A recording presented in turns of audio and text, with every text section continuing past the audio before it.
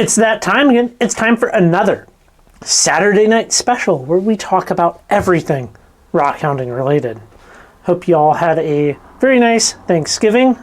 I have a lot to talk about this evening, so let's hop right into it now. There has been an email that I received well over a week ago now that has been living absolutely rent-free in my head, and I honestly debated a lot whether or not I should share it here on the Saturday night special.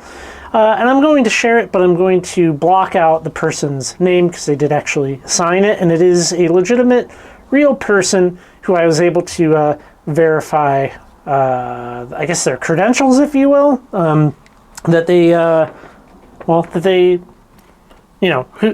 who they said they were. And this is pertaining to mud fossils. Now, I need to give a little bit of context here first, and I'm not, it's hard because part of me wants to almost disparage it. The other part of me wants to remain very unbiased, but I have my biases. So the basics of mud fossils is that there are people who believe in the quick fossilization of soft tissues and that there are actually fossils everywhere. Now, I often get these emails and messages from people in like a flux of them all at once, you know? And the reason for that is maybe a mud fossil video, like the ones that Roger over on Mud Fossil University posts, goes a little viral, and people want, well, they want confirmation for some of their ideas from somebody like myself, because I actually answer my comments, answer my emails, things like that. So I get a flood of these things all at once, and then they kind of dry up. Well, so these people believe that fossilization can happen quickly, and we'll touch on that, to soft tissue, to anything, and we're surrounded by fossils of varying sizes from, you know, very small to, you know, incredibly large things have turned to rock. One of the more notable things that mud fossil believers point out is that the Devil's Tower is actually not columnar basalt, but it is in fact the stump of a giant tree. So, well, stay with me here. Stay with me, all right? Okay, here's the email from, well, we'll call her Susie. Hi, I'm a science teacher in Kentucky with 27 years experience teaching physics, chemistry, and astronomy. I have recently found a very large amount of pre-mineralized soft tissue and bones, probably from reptiles. I have also found large numbers of mud fossils at varying stages of decay. The oldest are complete with natural flora that grow from them. In the town where I work, I have found several samples of limestone in the shape of mud fossils. 6 months ago, I had never heard of a mud fossil. Now I have seen hundreds in every size. I have attempted to get help from colleagues, but I haven't yet found somebody who hasn't already decided what they think about it, regardless of the lack of evidence. I think I can change that. I have found the evidence. Please reply with your most honest advice if you can. Sincerely and grateful. Okay? Well, man, oh man, there is a lot to unpack there. We have a school teacher. I was able to verify that. A school teacher who teaches, you know, in the STEM world, believing that we are surrounded by fossils, that everything is a fossil. There's, you know, that she didn't, I responded back like almost immediately and have yet to hear back with this conclusive evidence, but it is tough. You know, why should I care? Why should I care about this as a subject? Many of us will just be like, well, it doesn't matter. It's quackery, right?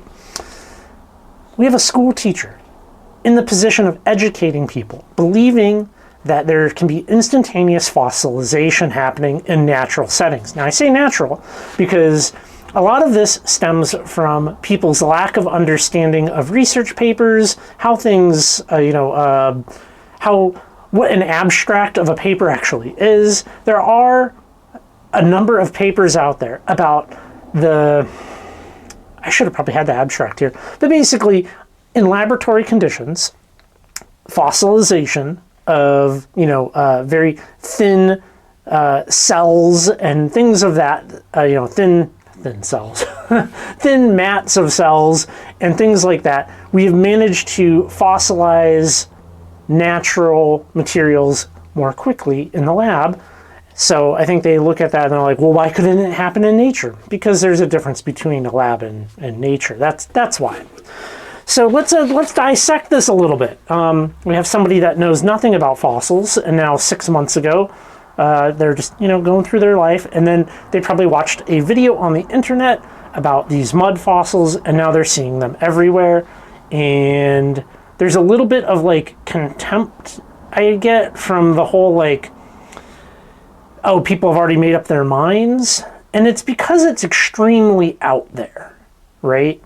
Oftentimes the research that people do on mud fossils is using Google satellite images. They will zoom in on an area or look at a photo and be like, look, this rock looks like a thing, like my favorite image right here. And therefore, this must be a petrified dog. It was a giant ancient dog turned to stone, petrified quickly. I'm sure some of you are chuckling. I have definitely had my own chuckles at it. However, I've gotten many emails that have ranged from, I've seen people claiming petrified pumpkins, petrified goose heads, petrified hearts, petrified internal organs, all these things. What is lacking is significant evidence to back this up. So here's my offer. My offer to the Mud Fossil University, my mud fossil people out there. Some of them will say they have hundreds of these things in their collection. Now imagine like, a thing that looks like, let's say, the shape of a kidney. And they'll be like, well, it's obviously a petrified kidney. Something in the shape of a chicken, obviously a petrified chicken. They have hundreds and hundreds and hundreds of these. Well, my offer to you is for you to send me one of your many hundreds of petrified limestone mud fossils and let me do the tests on it. Let me do the tests. I will both show every amateur mineralogical verification test. I will also XRF it. I will take it to well, I shouldn't say this. I will take it to a university and I will put this thing in front of geologists, biologists, you name it. I will go to the ends of the earth to verify your petrified pumpkin. All I need is one mailed to me with your statement about what it is, and it will be a video, and I will produce the evidence for you. That's my offer, standing offer. Anybody that sees this, it really has, I don't believe there's the evidence for this at all. I think a lot of it has to do with pareidolia, people wanting to believe in something. It's often people that are very narcissistic in personality, very egotistical, and to think that they have a little bit of a discoverer's syndrome where, maybe there's a hole in their life and they're like, I have to find, I need this thing. I need to be a discoverer of things without putting in any actual effort. So they're kind of making stuff up. But that said, that's my bias. That's my opinion as of right now. Everything I've seen supports that. Send me your fossil. Send it to me. I have some experience with fossils. I know lots and lots of fossil people. It takes time. It takes time to fossilize stuff. In this case, we have these little graptolites, probably Precambrian, little graptolites, or trilobites. These are verifiable, real, legit fossils in my collection. Send me your petrified kitten. Not a real one. I don't need a kitten, but the one that you claim that is a rock. So please do that for me. I have some more business to take care of here. We're going to be talking a little bit about Solo Creek, the quartz crystal locality. I was asked to comment on this by one of you. I'm sorry I did not write down your name, but real quick, let's look at a quartz crystal. Yeah, again, focus. Yeah, quartz crystal. Solo Creek, Northeast Washington. You get it. Well, Solo Creek has been officially shut down by the Idaho Panhandle National Forest. Put the alert up here. And I'll read their little thing because I know some of you guys like to just listen to this. So this is their statement. The purpose of this order is to close the area for public health and safety to protect the public from adverse effects caused by many years of unauthorized quartz crystal mining. Keyword there, mining. Until the site hazard can be managed and the site rehabilitated and reclaimed. The lands described in the closure area have been subjected to many years of unauthorized excavation and removal of quartz crystals with poor stewardship and without reclamation. As a result, the area has become unsafe due to steep slopes and undercut trees that could collapse and many hazard trees that are present, one of which came down between July 2023 in the middle of the diggings. So the place is going to be closed from October 2023 to October 2024. So a rockhounding location that has been closed down. Now, I have often said in the past that this isn't a thing that really happens, and that I think that holds true. But let's talk about Solo Creek. The key word there is that people aren't going there and doing rockhounding. They're doing major mining excavation work. There's a difference. There is a difference. As well, for the site to get into its current conditions, it has taken decades and decades and decades and decades. Now, I have a huge pile of books in my collection, and I've been able to find mentions of Solo Creek going back into the 1960s. So we have many years that people have been going there. And just now, are they like, okay, enough's enough? So even with people essentially mining as opposed to rockhounding, it has taken many, many, many decades to get it to its current state. My opinion of it is people should be following the rules, following the laws. This closure is not going to affect the site probably long term. People are going to do what they want to do. I think the best thing is to, practice some good stewardship of the site and take care of it a little more. I'm definitely I think about other government FEDIG operations and things that have happened in the past. Like we look at Crystal Park in Montana, and we look at the Emerald Creek Garnet Dig facility thing there as well. There's a lot that could be done with a site like this, and this does not have to be the end of it.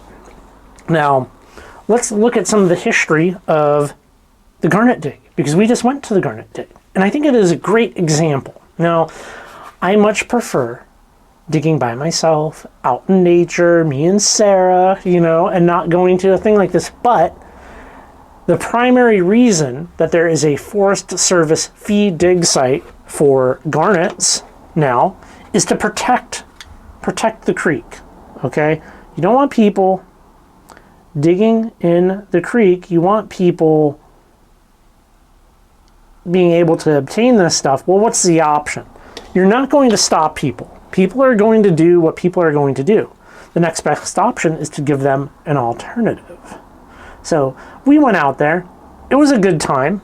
It was a little out of our style, if you will. I got some good garnets. I would go back. I would 100% go back. Definitely make a reservation for next year. I mean, $15, right? $15 per person, not bad. Now, is this something that could happen at Solo? Probably not. Probably not. But I do like the idea of having more things like this accessible to people. Oh, look at all those garnets. Check that out. Garnet.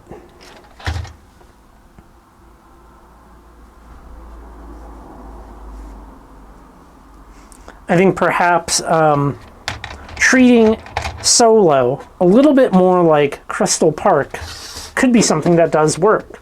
I would be happy to see that happen. I'm sure some people would not, but that's kind of my opinion on it. That's where I stand on the Solo Creek thing.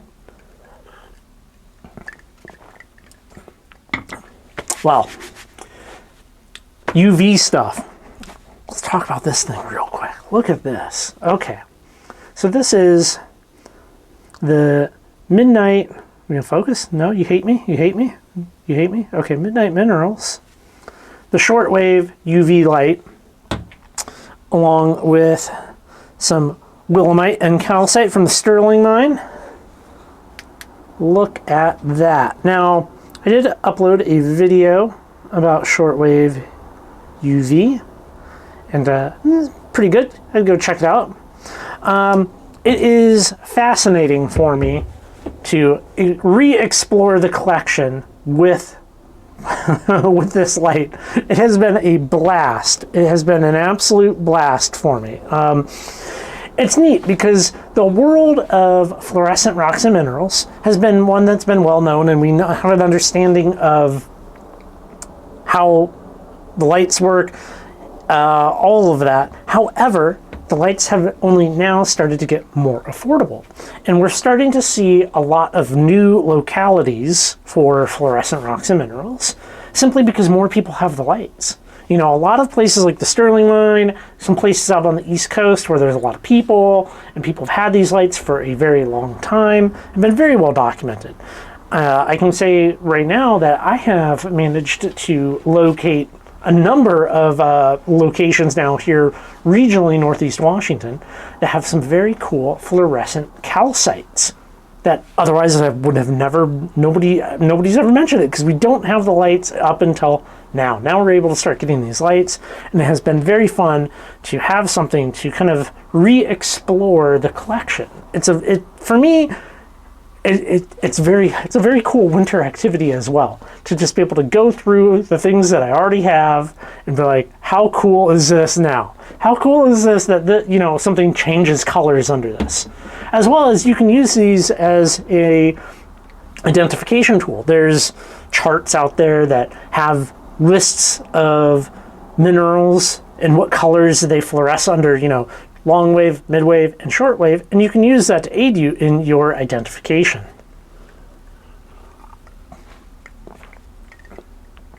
Well, let's chat about some agates, because there's some agate things going on in my world. Now, I did receive a bunch of Tom's books, and I've been trying to read one a week. However, the last couple of weeks have been a hard one for me.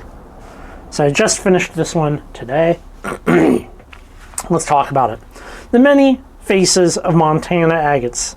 Okay, this is more of a photo book than anything else, but if you are into Montana agates, if you're trying to learn about Montana agates, it is nice to look at prime examples of things and have things to compare against. The photos are good. Overall, similar to the other book of his that I have read, photos are nice, very photo heavy in here. Lots of information. I like that he, for the most part, tells you where these came from, and it was from the 80s. Shows some of his carvings in it. A great book for anybody that is truly into Montana agates, or really as a identification guide, because there's a lot of variation amongst the Yellowstone River agates, Montana agates, different dendritic patterns and ribboning and different colors of dendrites and lots of stuff. I would recommend these. Now, a number of people were like, "Oh man, those books are very expensive," and they are very expensive on Amazon. Now, when it comes to buying books, which I'm a big lover of books, Amazon is often not the place to go. Sometimes used books will be sold on Amazon, pretty good, but Abe Books, Rocks of Ages, eBay, Loud Truck.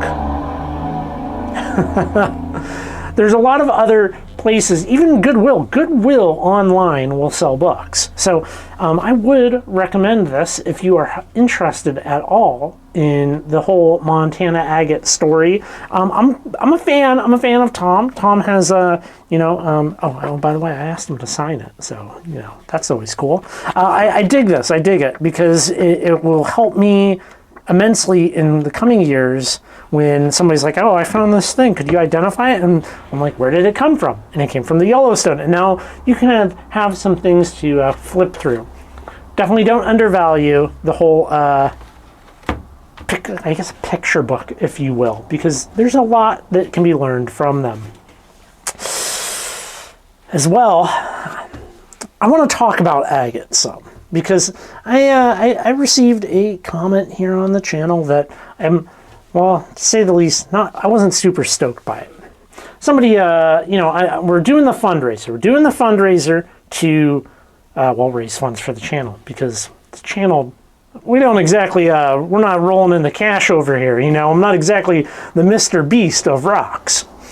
Well, they were like, oh, the saying that I high graded these and I'm keeping all the best ones for myself.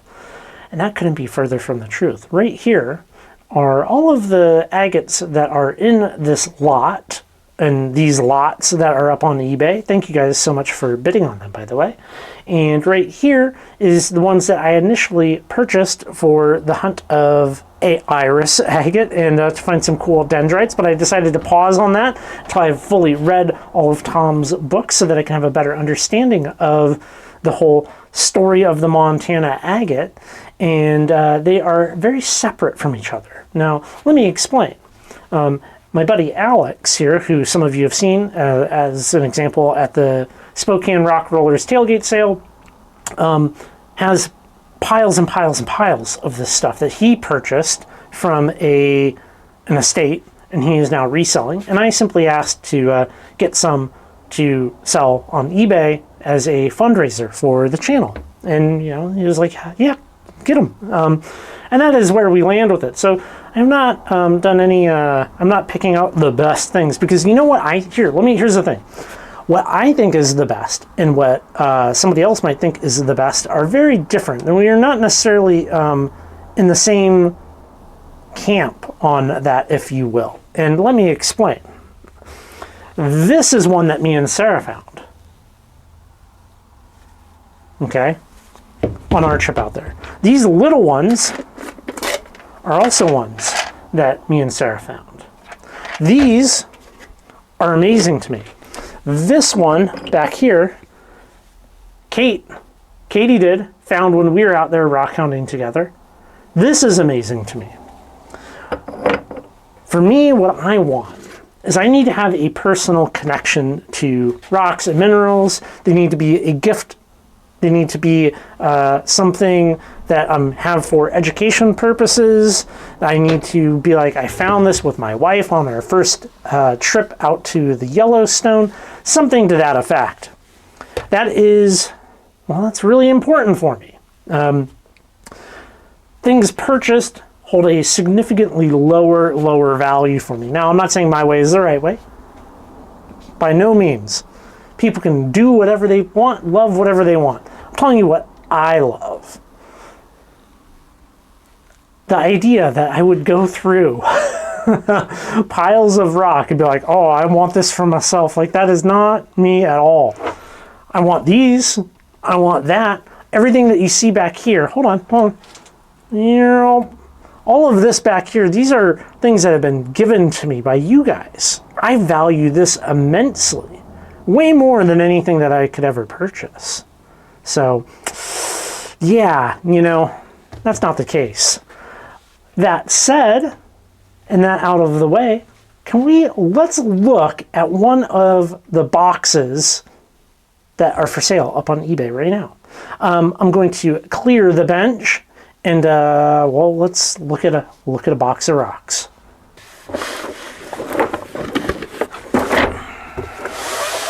This here is box number 7 of the auctions up on eBay, and it is a good representation of the auctions as a whole. Let me unpack this real quick.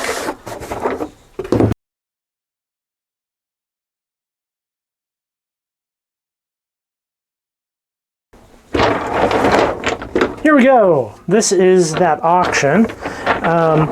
Now, so that we can have some scale here, we will bring in the banana for scale.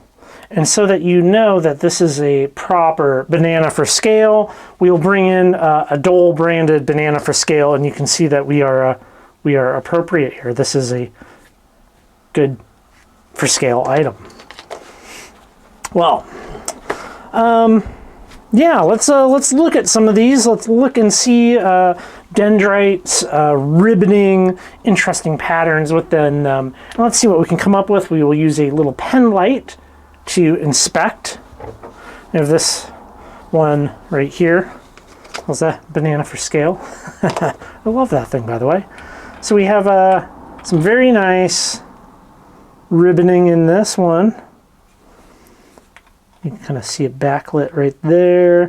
One of the things I kind of learned from Tom's books was how to, it's really worth it to try to take a light to all of these and look for, well, things that are valuable, things that you would want to, how to place your cuts, a lot of things like that. Got some more ribboning, some dendrites in this one.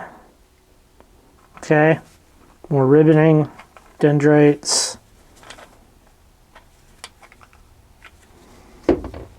All of them are a mixture of kind of these bigger pieces and then some smaller pieces as well. Try to make it nice and fair. I mean, we have this guy right here. We got that kind of big botryoidal pocket. We have dendrites in there. You can see those dendrites. Sorry, my top camera light died, so I'm using the side light now. This one could very likely have a little bit of iris in it, maybe. I think this could be a candidate. We do have some dendrite right.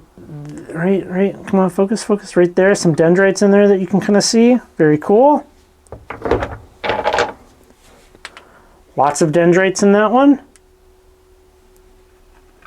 So I would not say that these are low tier Yellowstone river agates. I would say they're quite good. We have this guy back here, which was obviously part of a much larger larger agate, but we have nice coloring and ribboning, and it's a good one. It's good. Let's turn this light down just a little bit. It might be a little bit better. Yeah, we have some very nice coloration in this. You know, from a lapidary standpoint, there is a lot that could be done with these. There's a lot. So, you know, it's, well, how about that guy right there? Look at that. We got colorful ribbons, both in the kind of the browns and the blacks. Yeah, there you go. You can kind of see that. The browns and the blacks, iron oxide, manganese. Manganese? We got some waterline in here. This is pretty good. So, you know, I started the auctions at $14, and obviously they've gone up from there, and I'm very happy about that. All of the proceeds get rolled back into the channel, new equipment, replace microphones that broke, the website is ad-free. I've never asked for anything. You know, the website, however, though, costs $320 a year. So not free to run, although free for everybody to enjoy. So yeah, I think this is a healthy representation of it, and I would not say, based upon what I have seen in this, that these are in any way low tier agates. I would say that these are on par with many of the other things that you can find out on the Yellowstone River. So, yeah, hope you enjoyed this one. Thanks for coming by, hanging out with me in the shop. I will put links down below to a bunch of different stuff, and I hope to hear from a mud fossil enthusiast, and you can send me your fossilized heart, and I will do what I can do to rule it in or out and show my homework here on the channel. All right, y'all, thanks for coming by, and I'll catch you in the next video.